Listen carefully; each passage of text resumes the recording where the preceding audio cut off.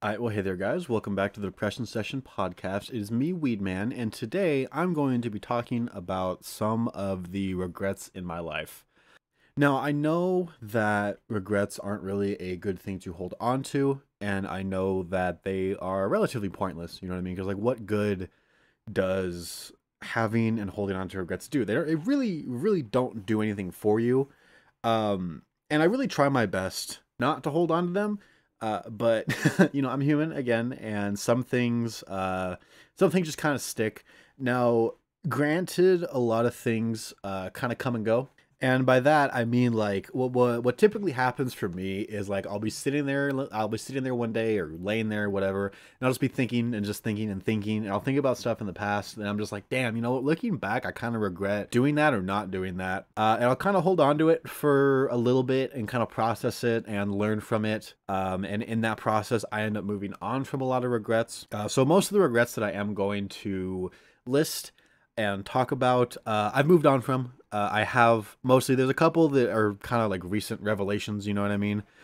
So I'm still kind of processing those, but the majority of the time, and the majority of the things I'm going to be talking about, I have kind of learned from and grown from. And that's really what I think regrets are meant for, you know what I mean? Is something that is a learning moment and say like, hey, I hated doing that in the past, or I regret doing that, or I regret not doing this, so I'm either not going to do it again, or I'm going to make sure that I do it in the future. And in all fairness, I think I regret not doing things more than doing things. Like when I think back, there's not really a lot of things that I like genuinely regret like doing, you know what I mean? Like don't get me wrong, there's a couple things, but the majority of it is stuff that I regret not doing. I mean, really the only things that I like genuinely regret doing, like actively, like actions I made that I wish I hadn't of. There was kind of a while that I would like drink excessively, really. And it was not I never really did anything too bad, but I would just really have a tendency to like get really emotional and get really sad.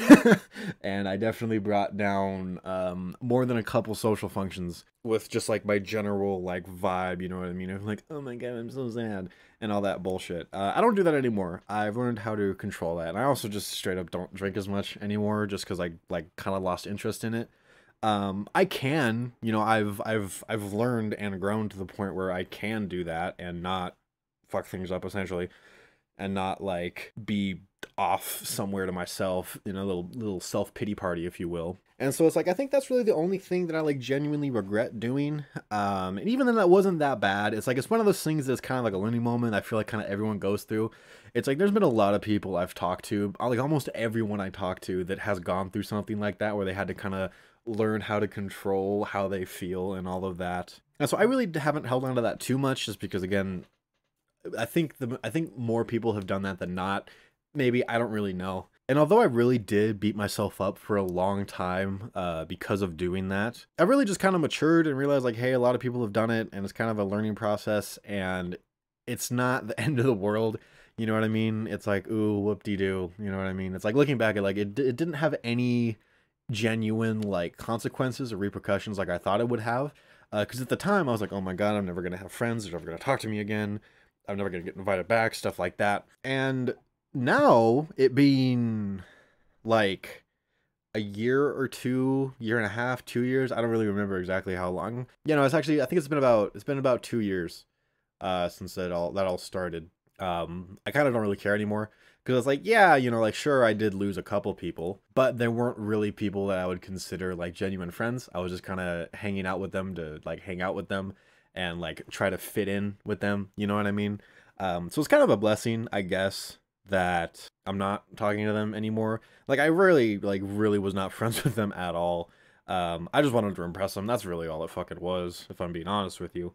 And I think like having that happen and like realizing like, hey, it's not cool just to do things to impress people, you know what I mean? Like that is genuine bullshit to do. Especially when it involves substances. Like if you're doing substances just to impress people, don't like, it's not only is it not worth it, but it doesn't work. And the people that are going to be impressed by you doing substances, typically they're not the best people to be around. No, obviously I'm not like throwing shade or knocking those guys or whatever. But just looking back, I really don't care about it anymore. I've moved on and I've grown and become a better person. So that's a regret that I've really let go in my life. However, the regrets that I really tend to hold on to is the things that I didn't do.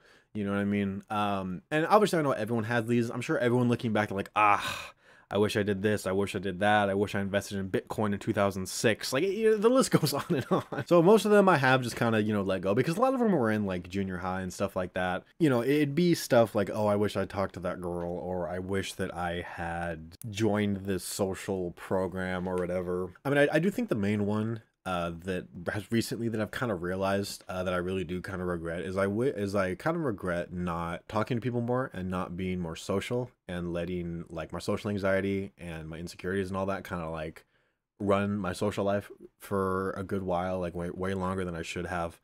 Like looking back, I realized all the opportunities I missed and all the friends I missed and all of the potential mates and girlfriends and all that I missed. Because there was a long time from like junior high until like out of high school, like a year or two after high school, that I really was just like so socially anxious that I didn't like know what to do, and I was afraid of doing like almost anything socially. And obviously that did kind of make me like act a fool a couple times and be kind of weird and all of that. So I could regret those, but I was a fucking kid. I'm not really gonna hold myself, like, I can't think of the phrase, but I'm not gonna like hold it to myself or hold it against myself or whatever. Cause like I was a kid, you know what I mean? Everyone's weird and awkward in junior high and high school and all that. And no one knows how to properly talk to people and all of that. But there are a lot of opportunities that I missed because of my social anxiety and because of my insecurities. And now that I've gotten older and I've really worked on it and I've really like more or less moved past it, like obviously every now and again it can flare up and get in the way and all that, but it's nowhere near like it used to be. And I'm really proud of that.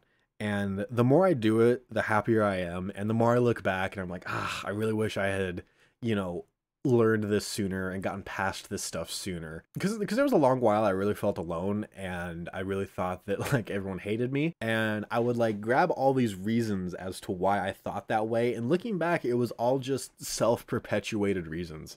You know what I mean? It's like I'd think like, oh, people don't like me because I'm weird, and so I'd be self-conscious of how weird I was and I would act weird.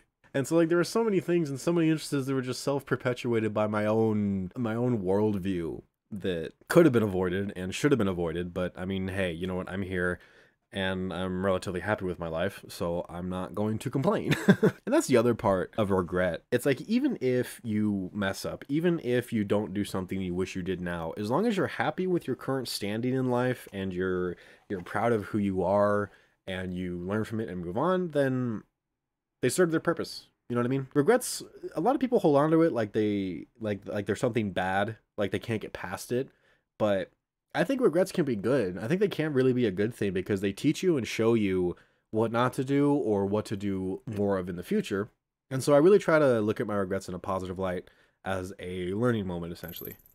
Now, another thing I do kind of regret is not trying to get my finances in order sooner, because if I had started getting my finances in order when I was like 18, I would be set by now.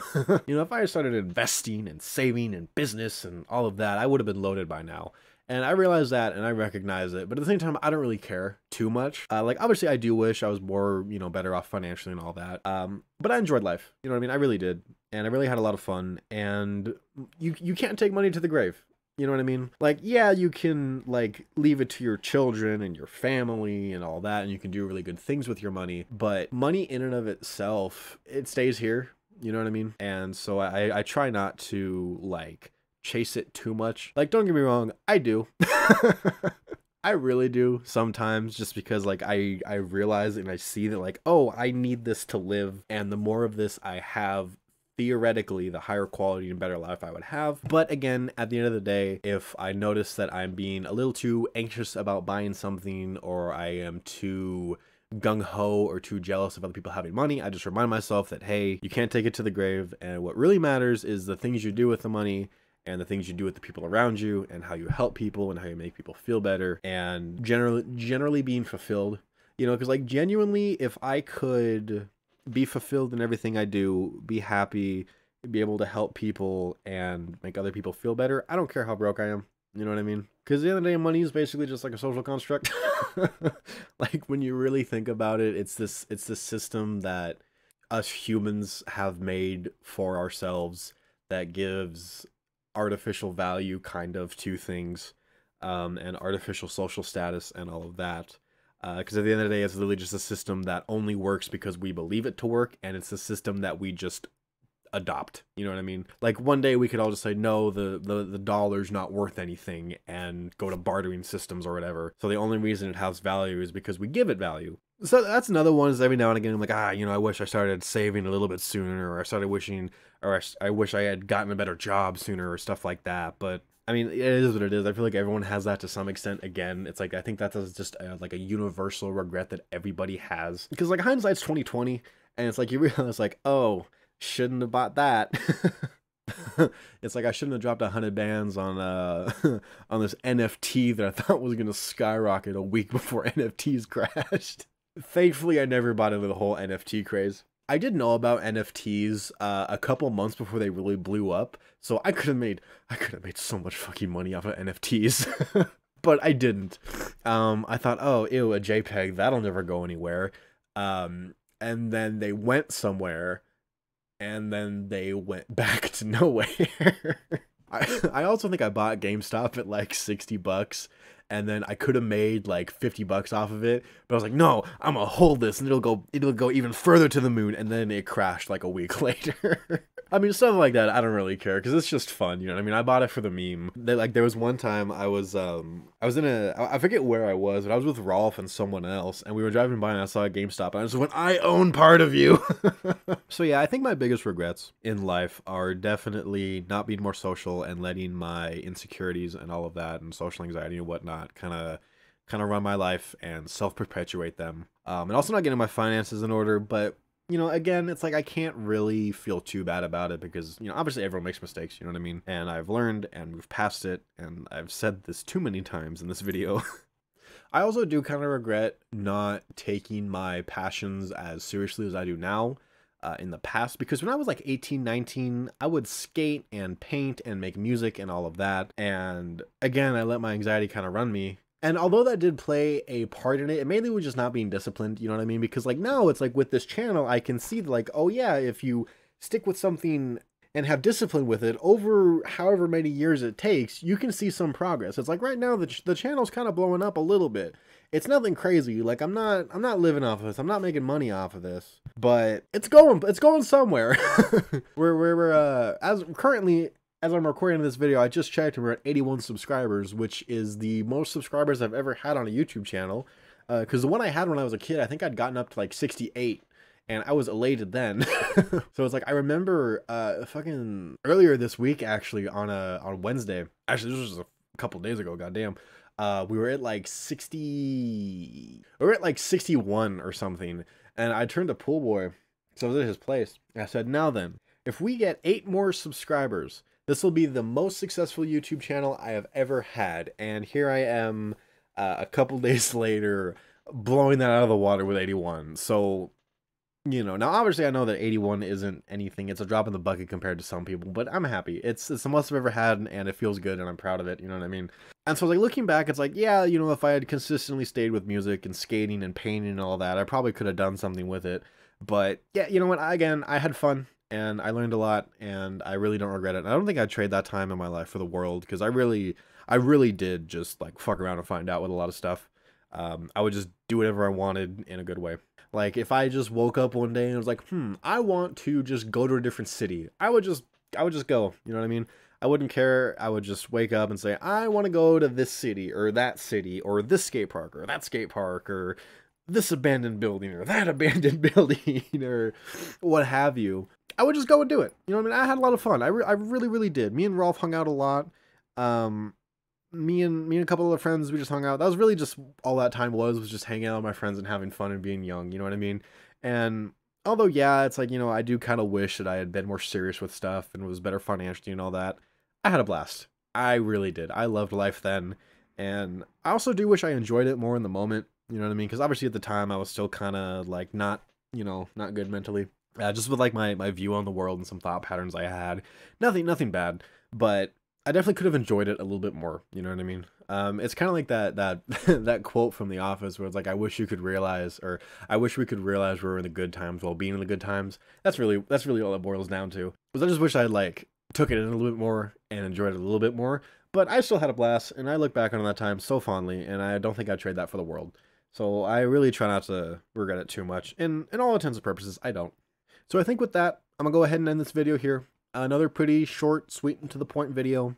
I hope you guys enjoyed. I hope you guys learned something. If you guys have any stories about regrets or anything you learned from your regrets or just want to vent about regrets or whatever, feel free to comment down below. Let me know what they are. I read and respond to every single comment. It might take me a little bit just because I'm busy, but I do get to it eventually, and I love reading all your guys' comments and all of that. So with that, I think I'm going to go ahead and end this video. Thank you guys so much for watching. I hope you guys enjoyed. Come back this Wednesday at 12 for a video, come back Friday at 12 for another video, and come back next Monday at 12 for another video. 3 times a week. I could have just left it at that. But that'll go ahead and wrap it up. And remember that just like this podcast, depression is just a session and a too soon shall pass. We'll go ahead and see you guys back here next Monday at 12 with another video. Goodbye.